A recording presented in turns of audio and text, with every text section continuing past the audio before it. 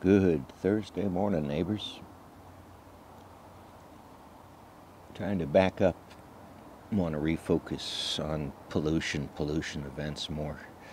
The general conversation of it. Because there's people that do the specifics very well, and you can find them if you're interested. Lots of diversions, lots of different things going on in the world. But I think a bigger conversation about maybe human rights versus individual or tribal or social or community is a good part of the conversation. It needs to be had. The drivers for our social discontent needs to be discussed. The need for a secular nation.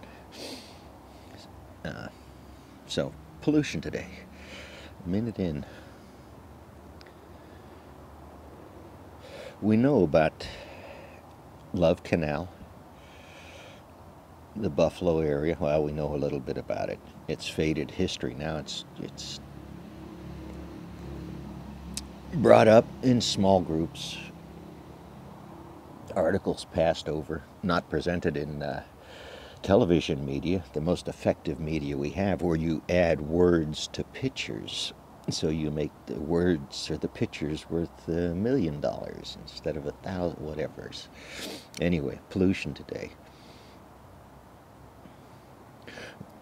Global manufacturing, precursor chemicals, metals, mined from the planet itself, across the planet. This is how life works today.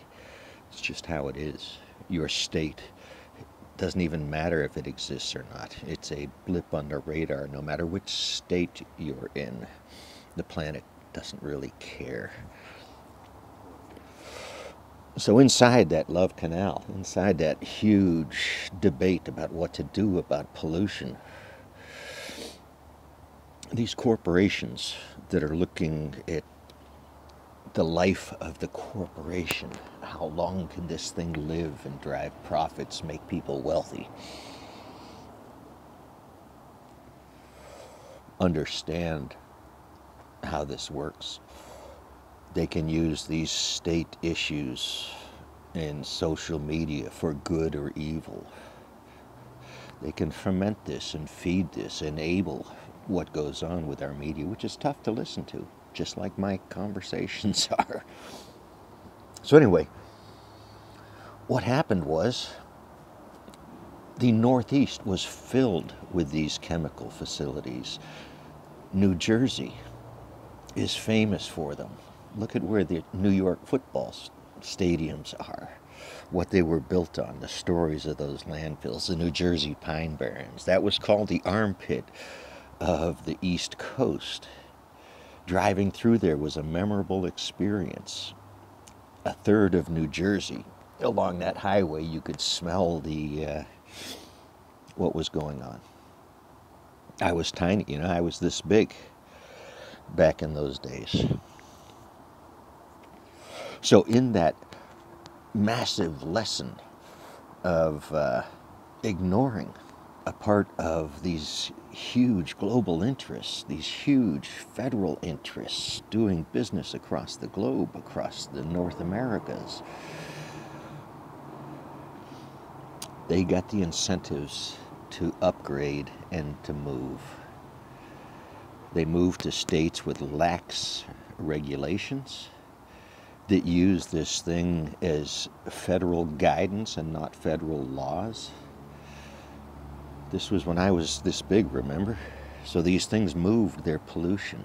But in that, they upgraded their facilities with the latest technology. So the pollution decreased significantly. The pollution got harder to find, harder to look for, harder to understand. The science about these pollutions and pollutants seemed to go away. Earth sciences, the study of our planet itself, became fragmented and thrown all over the place instead of one cohesive entity. Our exploration of the seas, the oceans. Jacques Cousteau, go look at what he's doing. And now we get something different. So for a generation, a generation was deprived of exploring the oceans, helping to understand and learn how we live with this planet together. So this pollution got moved. These tiny little factories across America, AC Delco factories, left little tiny footprints, signatures on environmental pollution sites.